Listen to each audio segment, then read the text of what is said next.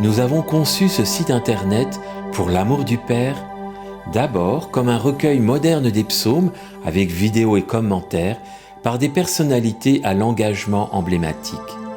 Ensuite, comme le psautier des moines et de tous les croyants qui prient tous les jours avec les psaumes la liturgie des heures. Mais aussi comme un vitrail vivant, réflexion de l'amour du Père pour un cœur à cœur avec lui, Dieu, Abba Père, Créateur et Sauveur.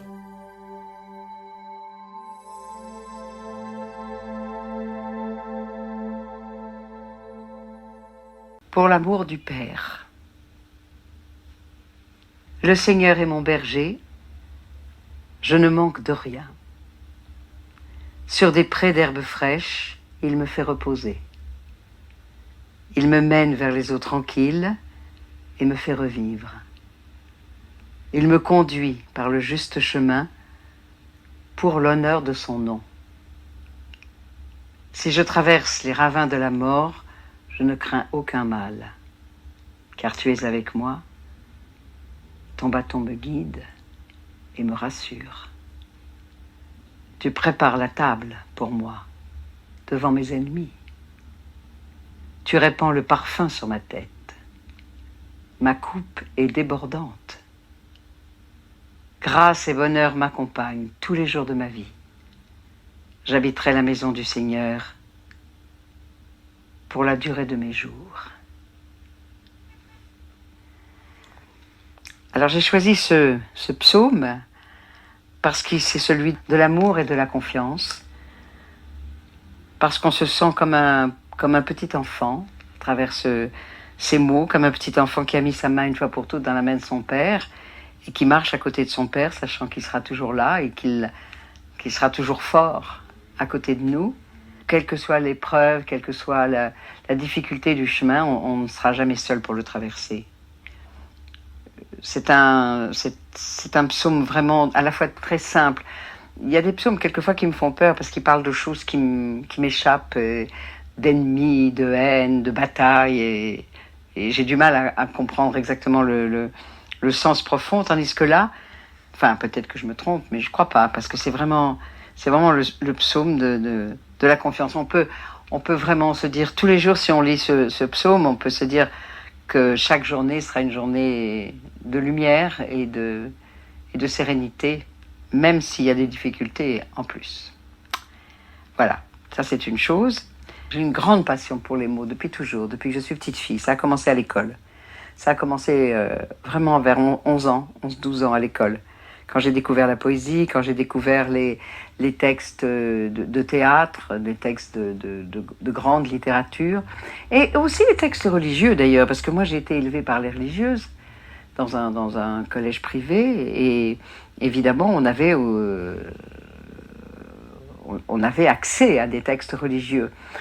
Je ne peux pas dire qu'ils m'ont tous tout de suite mis en transe, mais certains beaucoup. Par exemple, même des textes de poètes comme Claudel. Quand j'étais à l'école, dès qu'il y avait un événement, on me disait « Marie-Christine va nous dire La Vierge à midi de Claudel ». Je continue d'ailleurs aujourd'hui, si on me le demande, à dire La Vierge à midi de Claudel. C'est pas un texte directement religieux, mais enfin c'est quand même une prière d'un grand poète. J'ai été actrice pour ça, pour porter les mots, pour porter la vie à travers les mots. Pas les mots tout seuls, bien sûr, mais les mots qui nous font comprendre la vie. J'ai toujours eu la notion, même petite fille, que la vérité était dans les mots. D'ailleurs, je me demande ce qui se passe pour des gens qui sont muets. En tout cas, je ne le suis pas. Et je vois bien que toute ma recherche aujourd'hui d'actrice, qui retrouve pas mal ce que j'étais petite fille et adolescente, c'est cette grandeur. Les mots sont toujours plus grands que nous. Ils nous amènent toujours à des pensées, à des sentiments qui sont plus grands que nous. Et souvent à des personnages plus grands que nous. Alors il se trouve qu'à travers mes voyages dans les mots, je rencontre quelquefois aussi des grandes figures religieuses, comme Sainte Thérèse d'Avila, même Sainte Thérèse de l'Enfant Jésus. Mais les textes que j'ai enregistrés, c'est Sainte Thérèse d'Avila, Saint Jean de la Croix, Nicolas Barret, qui est un grand mystique, qui était celui qui d'ailleurs avait créé les Dames de sa mort, qui étaient les religieuses qui m'ont élevée. J'ai aussi rencontré récemment Sœur Emmanuelle, mais ça, Sœur Emmanuelle, je l'avais rencontrée même physiquement quand elle était vivante, et j'ai toujours été absolument enthousiasmée par cette femme et par sa volonté. Comment elle a trouvé son chemin, cette femme, comment elle a cherché Jésus, comment elle a cherché ce qui semblait être sa voie, mais qui n'était pas évidente pour tout le monde, parce que même elle était un peu dans le désordre quand même, et cette volonté de vivre pauvre parmi les pauvres. Et il faut le faire quand même, de finir chez les chiffonniers au Caire. Moi, je suis passée à côté des camps de chiffonniers au Caire. J'ai l'idée de pouvoir vivre là-dedans, avec ces gens qui sont dans la plus extrême pauvreté, c'est quand même assez impressionnant. Et donc, j'ai fait un spectacle sur elle, enfin, une lecture-spectacle à travers ses textes et un ami musicien qui jouait du piano.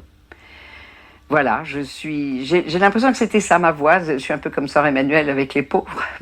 Moi, c'est avec les textes.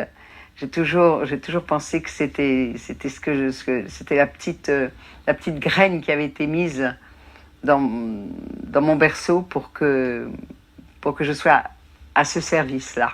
Mais ça m'a pas empêché de jouer aussi des pièces de théâtre ou des films où le texte est peut-être moins édifiant quelquefois. Voilà. J'ai fait une rencontre il y a 2 ans avec le père abbé d'un monastère, et on a fait une table ronde, et il m'a excité avec les psaumes, parce que jusque-là, moi, je me méfiais un peu des psaumes. Je les écoutais un peu d'une oreille distraite quand j'étais dans les monastères, parce que souvent, c'est la musique qu'on entend, qui est très belle, souvent, dans le chant grégorien. Et donc, j'étais pas vraiment rentrée dedans. Et là, ça m'a donné envie. Du coup, je me suis acheté un petit psautier qui est souvent dans mon sac, parce que j'ai quand même le sentiment, même si je n'arrive pas intellectuellement à comprendre, j'ai quand même le sentiment que si on cherche, il y a souvent des réponses dans les psaumes à ce qu'on est amené à vivre. Mais il faut le chercher, ça se mérite. C'est pour ça que j'en ai pris un aujourd'hui, très très simple, enfin qui me paraît plus simple, en tout cas dans la compréhension immédiate.